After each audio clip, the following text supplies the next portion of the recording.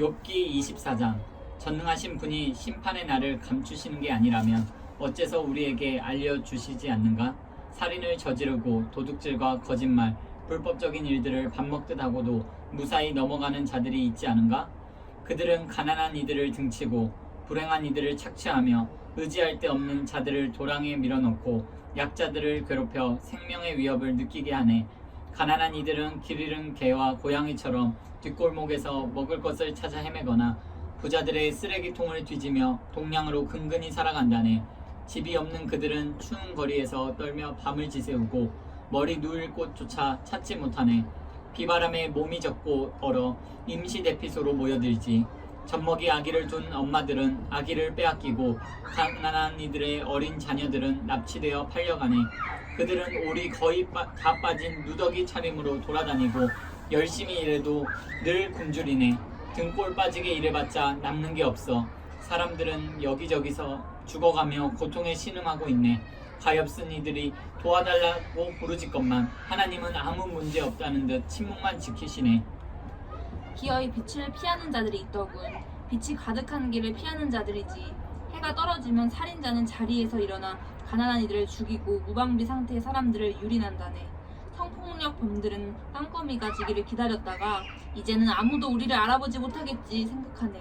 강도들도 밤중에 제의를 하고 낮에는 도통 모습을 드러내지 않지. 그들은 낮과 엮이기를 원하지 않아. 그런 작자들에게는 깊은 어둠이 아침이니 무시무시한 어둠을 공범으로 삼는다네. 그들은 물 위에 떠있는 나무 토막이요 아무짝에도 쓸모없는 저주받은 쓰레기와 같이 뜨거운 여름 태양 아래 눈이 녹듯이 죄인들은 무덤 속으로 사라진다네. 못해도 그들을 잊고 구더기가 그들을 맛있게 먹어치우지. 악한 것은 오래가지 못하는 법이지. 그들은 파렴치하게도 불행한 이들을 약탈한다네. 잔뜩 뽐내며 힘자랑을 해도 빛 좋은 개살구에 불과하지. 그들은 아무것도 아니야. 자신은 안전하다고 착각할지도 몰라도 하나님이 그들을 눈여겨보신다네. 잠시 성공을 거두는 듯 해도 오래가지 않고 결국에는 내놓을 것이 하나도 없어지네. 철진한 신문처럼 쓰레기를 싸는 데 쓰일 뿐이지. 나를 거짓말쟁이로 모는 것은 자네들 자유네만 뜻대로 되지는 않을 걸세. 수아사람 빌다시 욥기 25장. 수아사람 빌다시 다시 욥을 비난했다. 하나님은 주권자시요 무시무시한 분이시네. 우주의 모든 것이 그분의 계획대로 착착 움직이지. 그분의 천군천사를 누가 다 헤아릴 수 있겠는가? 어딘들 그분의 빛이 비치지 않겠는가? 한낱 인간이 어찌 하나님께 맞설 수 있겠는가? 별 볼 일 없는 사람이 어찌 죄 없는 채 할 수 있겠는가? 하나님이 보실 때는 달도 흠이 있고 별들도 완전하지 않거늘 그에 비하면 민달팽이와 구더기에 불과한 평범한 사람들이야 더 말할 나위가 있겠는가? 욥기 26장. 욥이 대답했다. 힘없는 사람에게 정말이지 큰 힘이 되어주는군. 절묘하게 때를 맞추어 도우러 왔어. 혼란에 빠진 사람에게 그런 멋진 충고를 하다니 통찰력이 정말 기가 막히군. 도대체 이 모든 것을 어디서 배웠나? 어디서 그렇게 대단한 영감을 얻었는가 말이네. 죽어 땅에 묻힌 모든 자와 깊고 깊은 바다에 빠져 죽은 모든 이가 고통으로 몸부림치네. 하나님 앞에서는 지옥이 활짝 열리고 무덤도 파헤쳐져 훤히 드러난다네. 그분은 형체 없는 공간에 하늘을 펼치시고 텅 빈 허공에 땅을 매다시네. 뭉게구름 자루에 물을 부어놓으시고 그 자루가 터지지 않게 하시지. 시간이 지남에 따라 달이 적절히 찼다 이울었다 하게 하시네. 태양 위에 수평선을 그으시고 빛과 어둠의 경계를 정하신다네. 하늘에서 우르릉 쾅쾅 천둥 소리가 들려오는군. 들어보게. 하나님의 언성을 높이시네. 그분은 능력으로 바다 폭풍을 잠재우시고 지혜로 바다 괴물을 길들이신다네. 입김 한 번으로 하늘을 맑게 하시고 손가락 하나로 바다뱀을 눌러버리시네. 그러나 이것은 시작일 뿐 그분의 통치를 알리는 속삭임에 불과하네. 하나님이 제대로 언성을 높이시면 우리가 무엇을 할 수 있겠나? 욥기 27장. 욥이 소발의 대꾸를 기다리다 다시 말을 이었다. 살아계신 하나님, 그분이 나를 부당하게 대하셨네. 전능하신 하나님, 그분이 내 인생을 파괴하셨네. 그러나 내게 숨이 붙어있는 한, 하나님이 내게 생명을 붙어 넣으시는 한 참되지 않은 말은 한마디도 하지 않을 걸세. 그 어떤 엉터리 죄목도 인정하지 않을 걸세. 나는 자네들이 고발하는 내용을 인정할 수 없네. 목숨을 걸고 내 결백을 주장하겠네. 나의 결백을 꽉 붙들어 놓지 않을 것이며 결코 후회하지 않겠네. 내 원수의 사악한 실체가 드러났으면, 내 대적의 유죄가 밝혀졌으면, 하나님을 모르는 자들의 목숨이 갑자기 끊어지면, 하나님이 그들의 인생을 끝장내시면 그들에게 무슨 희망이 있을까? 재난이 닥칠 때 도움을 청하는 그들의 소리를 하나님이 들으실 것 같은가? 그들이 전능하신 분께 관심을 보인 적이 있던가? 그들이 과연 기도한 적이 있던가? 나는 자네들에게 하나님의 일하심을 분명하게 보여주었네. 전능하신 하나님에 대해 어떤 값도 감추지 않았어. 증거는 바로 자네들 앞에 있네. 자네들이 직접 볼 수 있지. 그런데도 어찌 허튼 소리를 계속하는가? 자네들이 했던 말을 그대로 자네들에게 돌려주겠네. 이것이 하나님이 악한 자들을 다루시는 방식이요, 악한 자들이 전능하신 하나님께 받을 몫일세. 그 자식들은 모두 비명 행사하고 식탁에 올릴 빵이 부족할 것이네. 그들은 전염병으로 죽을 것이나 과부들은 남편이 죽어도 눈물 한 방울 흘리지 않을 걸세. 그들이 제 아무리 돈을 많이 벌고 최신 유행에 맞는 멋진 옷들을 사들여도 결국에는 선한 사람들이 그 옷을 입고 착한 사람들이 그 돈을 나누어 가질 거야. 그들이 아무리 근사한 집을 지어도 그 집은 한 차례의 겨울도 버티지 못할 걸세. 부자로 잠자리에 들지만 깨어나 보면 빈털털이라네. 두려움이 홍수처럼 그들을 덮칠 것이네. 한밤중에 해무리 바람이 불어 그들을 날려보내고 폭풍이 그들을 휩쓸 것이네. 그들의 흔적은 발자국 하나 남지 않게 될 걸세. 온갖 재해가 가차없이 그들을 뒤쫓아 달아날 곳도 숨을 곳도 없을 것이네. 비바람에 사정없이 얻어맞고 폭풍으로 완전히 찢길 것이네. 욥기 28장. 우리는 은을 품은 광맥이 있다는 것과 어떤 광석에서 금을 정련해내는지 알고 있네. 철은 땅 속에서 캐내고 구리는 광석을 녹여 넣었지. 광부들은 어두운 땅 속을 뚫고 들어가 산의 뿌리를 더듬어 광석을 찾고 숨막히는 어둠 속에서 파고 또 판다네. 그들은 사람들의 자치가 없는 먼 곳에 수직 갱도를 파고 밧줄을 내려 갱도 안으로 들어가네. 지구 표면이 곡창지대라면 그 심층은 대장간이라서 광석에서 사파이어를 떼어내고 암석에서 금을 캐내지. 독수리는 그 가치를 알지 못하고 매는 거기에 눈을 두지 않네. 들짐승은 그것을 의식하지 못하고 사자는 그것이 거기 있는지도 모른다네. 그러나 광부들은 바위를 깨부수고 산을 뿌리째 파헤치네. 암석의 갱도를 뚫어 온갖 아름다운 보석을 찾아낸다네. 그들은 강의 근원을 발견하고 땅에 숨겨진 여러 보물을 캐낸다네. 하지만 지혜는 도대체 어디서 찾을까? 통찰력은 어디에 숨어 있을까? 사람들은 도무지 감도 못 잡고 어디를 찾아봐야 할지 전혀 모른다네. 지구의 심층은 여기에는 없다 말하고 깊은 바다에서는 그런 곳은 들어본 적도 없다는 소리가 메아리 쳐오네. 지혜는 순금으로도 살 수 없고 아무리 많은 은을 갖다 바쳐도 구할 수 없어. 유명한 오빌의 금으로도 살 수 없고 다이아몬드와 사파이어로도 안 되네. 금이나 에메랄드는 비할 바가 못되고 화려한 보석들도 어림없지. 진주 목걸이나 루비 팔찌 따위에 더 말할 것도 없네. 하나같이 지혜를 사는데 필요한 계약금에도 못 미치지. 황금이나 아프리카 다이아몬드를 아무리 높이 쌓아도 지혜의 상대가 될 수 없다네. 그럼 지혜는 어디에서 오며 통찰력이 있는 곳은 어디일까? 아무리 둘러보아도 아무리 깊이 파 들어가도 아무리 높이 날아도 찾을 수 없네. 묘지를 샅샅이 뒤지고 죽은 이들에게 물어보게 우리도 그것의 소문만 들어봤소 하고 말할 걸세. 지혜에 이르는 길은 하나님만 아시고 지혜를 찾을 수 있는 곳 역시 그분만이 아신다네. 그분은 지상의 모든 것이 어디에 있는지 아시고 하늘 아래 모든 것을 보신다네. 바람에게 명하여 불게 하시고 물의 양을 재어 나누시고 비가 어떻게 내릴지 정하시고 천둥 번개가 터지게 하신 후에 하나님은 지혜를 보셨네. 지혜를 시험하시고 만반의 준비를 갖추게 하셔서 언제든 쓰일 수 있도록 만드셨네. 그러고 나서 사람들에게 말씀하셨지. 여기 지혜가 있다. 주님을 경외하는 것이 지혜이며 악을 멀리하는 것이 통찰력이다. 욥기 29장. 욥이 답변을 계속했다. 오 지나간 좋은 시절, 하나님이 너무나 잘 보살펴 주시던 그때가 그립다네. 그분은 언제나 내 앞길에 등불을 비춰주시고 나는 그 빛에 의지해 어둠 속을 걸었지. 오 지나간 황금 시절, 하나님과의 우정으로 내 집이 환하게 빛나던 때가 아쉽다네. 그때는 전능하신 분이 내 곁에 계시고 내 아이들도 품 안에 있었는데 만사가 내 뜻대로 되었고 어려운 것이 없어 보였는데. 내가 중심가로 가서 친구들과 함께 광장에 앉으면 나이가 많든 적든 간에 내게 예를 갖춰 인사하고 마을의 모든 사람이 나를 존경했었지. 내가 말하면 다들 귀를 기울이고 토시 하나까지 새겨들었지. 나를 아는 이들은 다들 나를 좋게 말하고 어딜 가나 좋은 평판을 얻었네. 나는 공경에 처한 사람들을 돕고 불행한 이들의 처지를 대변했어. 죽어가는 이들이 나를 축복하고 유족들도 나의 조문을 받고 힘을 얻었지. 나는 늘 사람들을 따뜻하게 대하고 만나는 모든 사람을 공정히 대하는 사람으로 알려졌지. 눈먼 이에게는 눈이 되어주고 발을 젓는 이에게는 발이 되어줬네. 궁핍한 이들의 아버지였고 학대받는 외국인들의 권리를 옹호했지. 우상 강도들의 목덜미를 움켜잡아 훔친 것들을 돌려주게 했어. 그래서 나는 내가 천수를 누린 것에 감사하며 내 침상에서 편안히 죽을 수 있겠구나 생각했지. 물가에 깊이 뿌리내린 나무 같고 싱싱하고 이슬 머금은 나무 같은 내 인생. 죽는 그날까지 내 영혼이 영광에 쌓이고 내 육신은 쇠하지 않겠구나 여겼었지. 내가 말하면 사람들이 귀를 기울였고 기대하는 눈빛으로 내 말을 토시 하나까지 새겨들었네. 내가 말을 마치고 나면 그들은 말없이 내 말을 곱씹었지. 그들은 나의 조언을 봄비처럼 반기며 남김없이 받아 마셨어. 내가 그들을 향해 웃어주면 그들은 믿을 수 없어 했지. 얼굴이 환해지면서 시름을 잊어버리곤 했네. 내가 그들의 지도자로 분위기를 주도하고 모범을 보이면 그들도 그의 길을 따라 살았다네. 내가 이끄는 대로 따라왔지.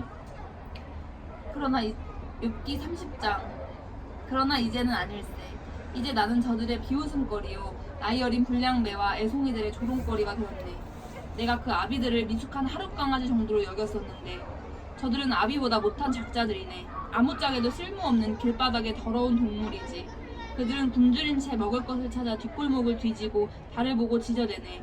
집도 없이 떠돌며 달아빠진 뼈다귀나 씹고 낡은 깡통이나 핥는 자들. 위험한 불량자로 찍혀 마을에서 쫓겨난 자들이네. 누구에게도 환영받지 못하고 쫓겨나 버렸지. 자네들도 마을 변두리에서 나는 소리를 들을 수 있을 걸세. 그것은 쓰레기장에 모여 요란하게 지저대는 무리, 처참하게 쫓겨나 이름도 없이 구걸하는 무리가 내는 소리일세. 이제 나는 그들의 표적이 되어 학대와 조롱과 비웃음을 받는다네. 그들이 나를 혐오하고 욕하네. 악당 같은 놈들이 내 얼굴에 침까지 뱉는다네. 하나님이 나를 망하게 하시고 그대로 내팽개치시니 그들이 거침없이 내게 달려들어 온갖 행패를 부린다네. 보이지 않는 곳에서 불쑥 다가와서 다리를 걸어 나를 쓰러뜨리고 공격하네. 그들이 나를 망가뜨리기로 작정하고 내 앞에 온갖 장애물을 놓는데도 누구 하나 몸을 일으켜 나를 돕지 않아. 그들은 쇠약해진 내 몸에 폭행을 가하고 망가져 쑥대밭이 된 내 인생을 짓밟는다네. 두려움이 나를 덮쳐 내 위험이 갈기갈기 찢기고 구원의 희망은 연기처럼 사라졌네. 고통이 나를 붙잡고 놓아주지 않으니 이제 내 기력이 다하였네. 밤에는 뼈마디가 쑤시고 고통이 멈추지 않네. 손발이 묶이고 목에는 올가미가 걸렸어. 몸을 비틀고 몸부림치다가 진흙탕에 처박혀 온통 진흙성이가 됐네. 하나님, 내가 도와달라고 소리쳐도 주께서는 가만히 계십니다. 아무 답도 주지 않으십니다. 이렇게 주님을 바라보고 서서 항의하는데도 주께서는 빤히 바라만 보고 계십니다. 주께서 나를 이리저리 때리고 걷어차시니 나를 괴롭히는 분이 되셨습니다. 한때 주께서 나를 높이 들어 올리셔서 의기양양했으나 다음 순간 높은 곳에서 떨어뜨리시니 나는 산산조각 났습니다. 이제 알겠습니다. 주께서는 나를 죽여 한 길 땅속에 두실 작정이시군요. 내가 무슨 짓을 했기에 이러십니까? 도움을 청하는 사람을 때리기라도 했습니까? 어떻게 사는 이들을 위해 어렵게 사는 이들을 위해 내가 울지 않았습니까? 가난한 이들의 처지를 보고 아파하지 않았습니까? 그런데 이 어찌된 일입니까? 선을 기대할 것만 악의 모습을 드러내고 빛을 발할 것만 어둠이 깔립니다. 속이 쉴 새 없이 울렁거리고 도무지 진정되지 않습니다. 날이 갈수록 더 큰 고통이 찾아옵니다. 어디를 가든 먹구름이 끼어 있습니다. 해는 보이지도 않습니다. 나는 사람들이 모여있는 곳에 서서 항해하는 신세가 됐습니다. 이리와 함께 짖고 올빼미들과 함께 옵니다. 내 몸은 멍투성이에다 고열로 볼덩이 같습니다. 내 바이올린은 구슬픈 음악만 연주하고 내 피리에서는 애곡이 흘러나옵니다. 욥기 31장. 나는 젊은 여인을 음탕하게 바라보지 않겠다고 내 자신과 단단히 약속했네. 이런 내가 하나님께 무엇을 기대해야 합당하겠나? 전능하신 하늘의 하나님께로부터 무엇을 받아야 마땅하겠나? 재앙은 악한 자들의 몫으로 따로 준비된 것이 아닌가? 잘못을 저지른 자들에게 닥쳐야 하지 않겠는가? 하나님은 내가 어떻게 사는지 지켜보시고 내 발걸음을 낱낱이 헤아리지 않으시는가? 내가 거짓과 단짝이 되어 다니거나 속임수와 어울린 적이 있는가? 내 죄를 저울에 정확히 달아보시라고 하게. 그러면 내가 정직한 사람이라는 증거를 얻게 되실 것이네. 내가 곧고 좁은 길에서 벗어나 내 것이 아닌 것을 원했다면, 죄와 노란한 적이 있었다면 그냥 두지 마시고 내 재산을 합당한 사람에게 나눠주시라고 하게나. 내가 여인의 유혹에 넘어가 그 여인과 동침할 마음을 먹기라도 했다면 내 아내가 가만히 보고 있지 않고 다른 남자와 동침한다 해도 나는 아무 말도 말 못할 걸세. 그런 역겨운 죄에 대해서라면 어떤 벌이라도 달게 받겠네. 간음은 집을 송두리째 태우는 불이니 내가 소중히 여기는 모든 것이 그 불로 인해 사라질 걸세. 아랫사람들이 내게 불만을 표출했다고 해서 내가 그들을 부당하게 대한 적이 있던가? 그랬다면 하나님 앞에서 내가 무슨 말을 할 수 있겠나? 하나님이 내 장부를 조사하실 때 감히 뭐라 말씀드리겠나? 나를 만드신 하나님이 그들도 만들지 않았나? 우리 모두 같은 재료로 만들어져 하나님 앞에서 동등한 존재가 아닌가? 내가 가난한 이들의 어려움을 무시하고 궁핍한 이들의 외면한 적이 있던가? 그들이 쇠진할 때 내 사정만 살피고 내 배만 채웠던가? 내 집의 문이 그들에게 항상 열려 있었고 그들을 항상 식탁으로 맞아들이지 않았던가? 가난한 가족이 따뜻한 옷이 없어 추위에 떨도록 그냥 내버려둔 적이 있던가? 내가 건넨 겉옷을 보고 그들이 나를 축복하지 않았던가? 내가 내 힘과 영향력을 믿고 불행한 자들을 착취한 적이 한 번이라도 있는가? 그렇다면 주저 말고 내 두 팔을 부러뜨리고 손가락을 모두 잘라버리게. 내가 하나님을 경외하기에 이런 일들을 하지 않았네. 그랬다면 내가 어찌 그분의 얼굴을 똑바로 뵐 수 있겠나? 내가 크게 한몫 잡기를 바라고 은행을 숭배했던가? 재산이 많다고 우쭐거리거나 부유함을 뻐기기라도 했던가? 해의 찬란함에 경외감을 느끼고 달의 아름다움에 마음을 빼앗긴 나머지 남몰래 그것들을 숭배한 적이 있던가? 그랬다면 하나님을 배신한 것이니 어떤 벌이라도 기꺼이 받겠네. 내가 원수의 파멸을 보고 환성을 지르거나 경쟁자의 불행을 고소해 한 적이 있는가? 아닐세. 나는 험담 한마디 한 적 없고 작은 목소리로 그들을 저주한 적도 없네. 내 집에서 일한 사람들이 이렇게 말하지 않았던가? 주인님은 우리를 잘 먹이셨습니다. 언제나 한 그릇 더 먹게 해주셨지요. 나는 여행자가 거리에서 자도록 내버려둔 적이 없네. 우리 집은 여행자들에게 늘 열려 있었지. 내가 사람들의 입이 무서워 이웃의 험담이 두려워 은둔을 선택했던가?